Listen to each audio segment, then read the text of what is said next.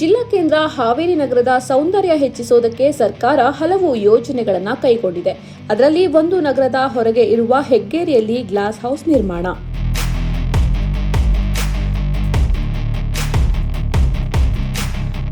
ಮುಖ್ಯಮಂತ್ರಿಗಳ ವಿಶೇಷ ಅನುದಾನದಲ್ಲಿ ಹೆಗ್ಗೇರಿಯ ಮಧ್ಯದಲ್ಲಿ ಗ್ಲಾಸ್ ಹೌಸ್ ನಿರ್ಮಿಸುವುದಕ್ಕೆ 5 ಕೋಟಿ ರೂಪಾಯಿ ಕಾಮಗಾರಿಯ ಗುತ್ತಿಗೆ ಕರೆಯಲಾಗಿತ್ತು. ಅದರಂತೆ ಗುತ್ತಿಗೆದಾರರು ಕೆಲಸ ಕೂಡ ಆರಂಭಿಸಿದ್ರು. ಆರಂಭದಲ್ಲಿ ಸಾಕಷ್ಟು ಅಡೆತಡೆಗಳಿದ್ರೂ ಗುತ್ತಿಗೆದಾರರು ಸುಮಾರು 60 ಲಕ್ಷ ರೂಪಾಯಿ ವೆಚ್ಚದಲ್ಲಿ ಕೆರೆಯ ಮಧ್ಯದಲ್ಲಿ ಒಂದು ವೃತ್ತ ನಿರ್ಮಿಸಿ ಅದರಲ್ಲಿ ಮಣ್ಣು ತುಂಬುವ ಕೆಲಸವನ್ನ ಮಾಡಿದ್ರು. ಈ ಮಧ್ಯೆ ಕೆರೆ ಸಂರಕ್ಷಣಾ ಪ್ರಾಧಿಕಾರದವರು ಕೆರೆಯಲ್ಲಿ ಗ್ಲಾಸ್ ಹೌಸ್ ನಿರ್ಮಿಸುವುದಕ್ಕೆ ಒಪ್ಪಿಗೆ ನೀಡಲಿಲ್ಲ. ಪರಿಣಾಮ ಕೆರೆಯಲ್ಲಿ ನಿರ್ಮಿಸಲಾಗಿರುವ ಸಿಮೆಂಟ್ ವೃತ್ತ ನೀರಿನಲ್ಲಿ ಹೋಮ ಮಾಡಿದಂತಾಗಿದೆ.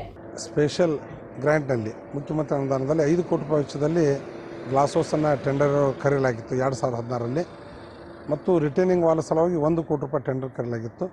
1 ಕೋಟಿ ರೂಪಾಯಿ ಕಾಮಗಾರಿ ಸಂಪೂರ್ಣವಾಗಿದ್ದು ಮತ್ತು 60 ಲಕ್ಷ ರೂಪಾಯಿ ವೆಚ್ಚದ ಕಾಮಗಾರಿ ಗ್ಲಾಸ್ ಹೌಸ್. ಹಾವೇರಿ ಸಮೀಪ ಇರುವ ನೆಲೋಗಲ್ ಗುಡ್ಡದಲ್ಲಿ 2 ಎಕರೆ ಜಮೀನು ನೀಡಲಾಗಿದ್ದು ಅಲ್ಲಿಯೇ ಗ್ಲಾಸ್ ಹೌಸ್ ನಿರ್ಮಿಸುವುದಕ್ಕೆ ಜಿಲ್ಲಾಧಿಕಾರಿ ಸೂಚಿಸಿದ್ದಾರೆ ಅಂತ ನಗರಸಭೆ ಅಧ್ಯಕ್ಷ ಸಂಜೀವ್ ಕುಮಾರ್ ನೀರಲಗಿ ತಿಳಿಸಿದ್ದಾರೆ.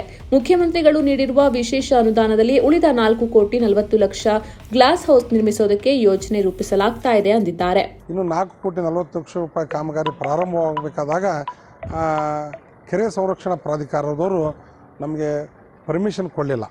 ಈಗ ಇರುವ ಕೆರೆಯ ಮಧ್ಯದಲ್ಲಿನ ಜಾಗದಲ್ಲಿ ಸ್ವಲ್ಪ ಮಣ್ಣು ಏರಿಸಿ ಅಲ್ಲಿ ಯಾವುದಾದ್ರೂ ಮೂರ್ತಿ ಸ್ಥಾಪಿಸೋದಕ್ಕೆ ನಗರಸಭೆ ಮುಂದಾಗಿದೆ. ಹೀಗಾಗಿ ಆ ಕೆಲಸ ಈಗಾಗಲೇ ಅರ್ಧಕ್ಕೆ ನಿಂತ್ಕೊಂಡಿದೆ. ಈಗಾಗಲೇ ಮತ್ತೆ ಜಾಗೆಯನ್ನು ಜಿಲ್ಲಾಧಿಕಾರಿಗಳಿಗೆ ಕೇಳಿದಾಗ ನೆಲೋಗಲ್ ಗುಡ್ಡದ ಹತ್ರ 2 ಎಕರೆಯನ್ನು ಈಗಾಗಲೇ ಕೊಡಮಾಡಿದ್ದಾರೆ. ಅಲ್ಲಿ ಈ ಗ್ಲಾಸ್ ಹೌಸ್ ಕಾಮಗಾರಿಯನ್ನು ಪ್ರಾರಂಭ ಮಾಡಬೇಕಾಗಿದೆ.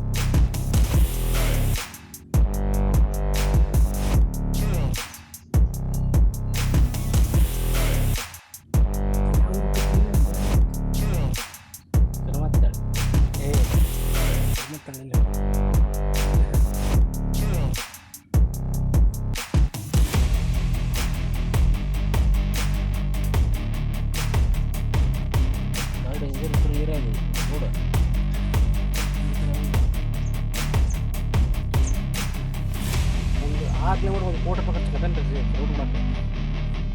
ಆ ದೇವರು ಕೂಡ 1 ಕೋಟಿ ರೂಪಾಯಿ ಖರ್ಚು. ಈಗ 1 ಕೋಟಿ ರೂಪಾಯಿ 1 ಕಿಲೋಮೀಟರ್ ಅಷ್ಟು ಏನು ಮಾಡಕ್ಕೆ ಶಾಶ್ವತ ಇದ್ದಂಗೆ ಅವ್ರು ಕಮ್ಮಿ ಅಂತ ಎರಡು 200